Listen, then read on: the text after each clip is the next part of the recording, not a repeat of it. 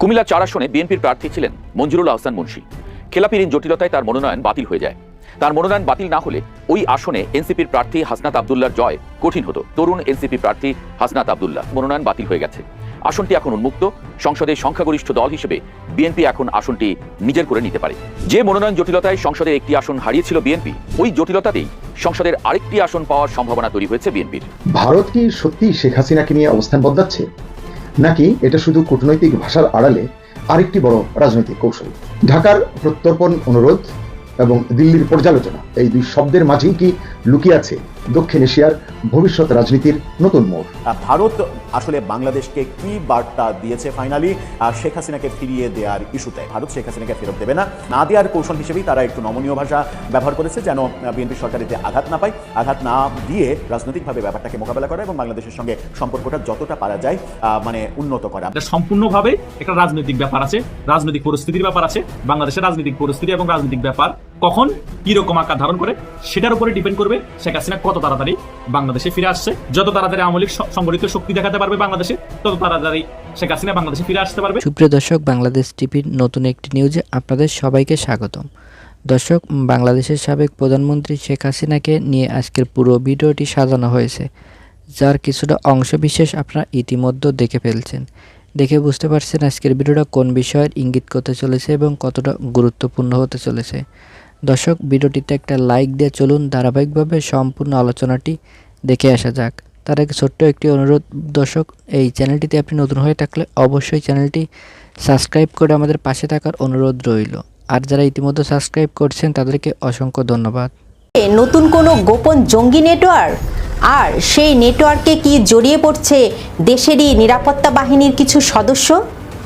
ভারতের সংবাদ মাধ্যম নর্থ ইস্ট নিউজ বিস্ফোরক দাবি করেছে, যেখানে বলা হচ্ছে বাংলাদেশ বিমান বাহিনীর কিছু সদস্যের সঙ্গে যোগাযোগ ছিল তেহরিকে তালেবান পাকিস্তান বা টিটিপির। শুধু তাই নয়, বাংলাদেশ পুলিশ এখন তদন্ত করছে দেশের গুরুত্বপূর্ণ স্থাপনার হামলার সম্ভাব্য পরিকল্পনা নিয়েও। তাহলে কি সত্যি পাকিস্তানের টিটিপি বাংলাদেশে জাল বিস্তার করছে? দেশের নিরাপত্তা কি হুমকির মুখে? বাংলাদেশ বিমান বাহিনীর নিজস্ব গোয়েন্দা শাখা এবং অন্য নিরাপত্তা সংস্থাগুলোর এক অভিযানে বেরিয়ে আসে চাঞ্চল্যকর এক তথ্য। জানা যায় বেশ কয়েকজন অফিসার এবং বিমান বাহিনীর সদস্য সরাসরি পাকিস্তানের নিষিদ্ধ জঙ্গি সংগঠন টিটিপির সাথে যোগাযোগ রাখছেন। নর্থ ইস্ট নিউজের দাবি অনুযায়ী এই ঘটনায় কমপক্ষে 2 জন স্কোয়াড্রন লিডার পদমর্যাদায় কর্মকর্তাকে গ্রেপ্তার করা হয়েছে এবং ডজন খানেক বিমান বাহিনীর সদস্যকে আটক করা হয়েছে। সবচেয়ে ভীতিকর বিষয় হলো 10 থেকে 12 জন বিমান বাহিনীর সদস্য ইতিমধ্যেই লাপাত্তা। ধারণা করা হচ্ছে তারা পাকিস্তান, তুরস্ক, এমনকি পর্তুগালের মতো দেশে পালিয়ে গেছেন। বিমান বাহিনীর এই ঝড়ের রেশ কাটতে না কাটতেই সামনে এলো পুলিশের স্পেশাল ব্রাঞ্চ এসবির এক সতর্কতা। গত 23 এপ্রিল একটি বিভাগীয় বিজ্ঞপ্তি জারি করা হয়। সেখানে বলা হয়েছে ইশতিয়াক আহমেদ ওরফে স্বামী ওরফে আবু বক্কর নামের এক ব্যক্তির ওপর নজরদারি করতে গিয়ে কেঁচো খুঁড়তে সাপ বেরিয়ে এসেছে। তদন্তে দেখা যায় এই ইশতিয়াক সরাসরি সেনাবাহিনীর 2 জন বহিষ্কৃত সদস্যের সাথে নিয়মিত যোগাযোগ রাখছিলেন। অর্থাৎ দেশের গুরুত্বপূর্ণ স্থাপনায় হামলা চালানোর নীল নকশা তৈরি হচ্ছিল তলে তলে। পুলিশের এই নথিতে হামলার সম্ভাব্য লক্ষ্যবস্তুগুলো তালিকা দেখে শিউরে উঠতে হয়। জাতীয় সংসদ ভবন, পুলিশ ও সেনাবাহিনীর বিভিন্ন স্থাপনা, উপাসনালয়, এমনকি রাজধানীর সবচেয়ে আলোচিত শাহবাগ এলাকাও রয়েছে এই তালিকায়। নর্থ ইস্ট নিউজ বলছে, জঙ্গিদের লক্ষ্য কেবল হামলা করা নয়, বরং বিভিন্ন বাহিনীর অস্ত্রাগার লুট করা। যদি কোনোভাবে প্রশিক্ষণপ্রাপ্ত সাবেক সেনা সদস্যরা এই পরিকল্পনায় যুক্ত থাকেন, তবে তা দেশের অভ্যন্তরীণ নিরাপত্তার জন্য এক মহা বিপদ সংকেত। তদন্তে উঠে এসেছে সুনির্দিষ্ট নাম। ইশতিয়াক আহমেদকে জিজ্ঞাসাবাদের পর বেরিয়ে আসে সিলেটের মোহাম্মদ রাহেদ হোসেন মাহেদের নাম। গোয়েন্দা তথ্য বলছে এই রাকিব হাসান সাভার ক্যান্টনমেন্টের পাশে একটি এলাকায় ছদ্মবেশে একটি কোম্পানিতে কাজ করছিলেন। দীর্ঘ কয়েক বছর ধরে তিনি নিজের বাড়িতেও যাননি। নর্থ ইস্ট নিউজের এই প্রতিবেদন যদি শতভাগ সঠিক হয় তবে গুরুত্বপূর্ণ 3টি প্রশ্ন সামনে আসে। প্রথমত, কেন এবং কিভাবে একজন অফিসার লেভেলের কর্মকর্তা ভিনদেশি জঙ্গি গোষ্ঠীর আদর্শে অনুপ্রাণিত হন? দ্বিতীয়ত, চাকরিচ্যুত হওয়ার পর সাবেক সৈনিকদের ওপর নজরদারির কোনো সুনির্দিষ্ট ব্যবস্থা কি আমাদের আছে? এবং তৃতীয়ত, টিটিপির মতো একটি গোষ্ঠী যাদের মূল লক্ষ্য পাকিস্তান রাষ্ট্র, তারা কেন হঠাৎ বাংলাদেশে সক্রিয় হতে চাইছে? বিশ্লেষকদের মতে এটা হয়তো কোনো বড় আঞ্চলিক অস্থিতিশীলতা তৈরির অপচেষ্টা। অবশ্যই সরকার এবং পুলিশ প্রশাসন হাত গুটিয়ে বসে নেই। নর্থ ইস্ট নিউজের রিপোর্ট অনুযায়ী সারা দেশে প্রতিটি থানাকে সর্বোচ্চ সতর্ক অবস্থায় রাখা হয়েছে। শাহবাগ সহ গুরুত্বপূর্ণ স্থাপনাগুলোতে নজরদারি বহুগুণ বাড়ানো হয়েছে। সেনাবাহিনী ও নৌবাহিনীতে এই ধরনের কোনো সংযোগ আছে কিনা তা খতিয়ে দেখতে তদন্ত শুরু হয়েছে। দেশপ্রেমের মন্ত্রে দীক্ষিত যে বাহিনী আমাদের গর্ব, সেখানে একটি স্বার্থান্বেষী মহলের উপস্থিতি পুরো প্রতিষ্ঠানের ভাবমূর্তি নষ্ট করতে পারে না। তবে সময় এসেছে অত্যন্ত কঠোর হওয়ার। আদর্শিক বিচ্যুতি বা বিদেশি শক্তির প্ররোচনা উৎস যেখানেই হোক, শিকড় উপড়ে ফেলা এখন সময়ের দাবি। এক সময় বিএনপি এবং জামায়াতের মধ্যে সম্পর্কটা এমন ছিল যে খোদ তারেক রহমান পর্যন্ত বলতেন বিএনপি জামায়াত এক মায়ের পেটের দুই ভাই।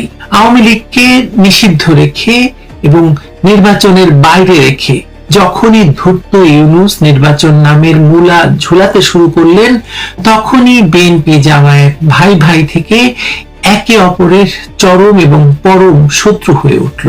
অনেকেই তখন বলেছিল যে এটা লোক দেখানো, যাতে বোঝা যায় যে নির্বাচনের খেলাটি পাতানো নয়। কিন্তু যে মুহূর্তে জানা গেল যে মার্কিন যুক্তরাষ্ট্র জামায়াতকে ক্ষমতায় বসাতে চাইছে, তখনই বোঝা গেল ভাইয়ে ভাইয়ে আসলে ক্ষমতার দ্বন্দ্বে এবং কাটাকাটিতে নেমে পড়েছে একে অপরের বিরুদ্ধে তারা।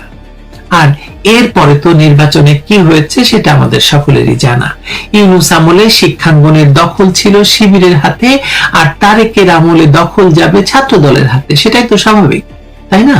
কিন্তু আসলে ছাত্র দল আর ছাত্র শিবিরের মধ্যে কি ঘটছে, চলুন একটু খোঁজ নেওয়ার চেষ্টা করা যাক। বাদ দিয়ে বোঝার চেষ্টা করা হয়, তাহলে বাস্তবতাকে বোঝা যায় না।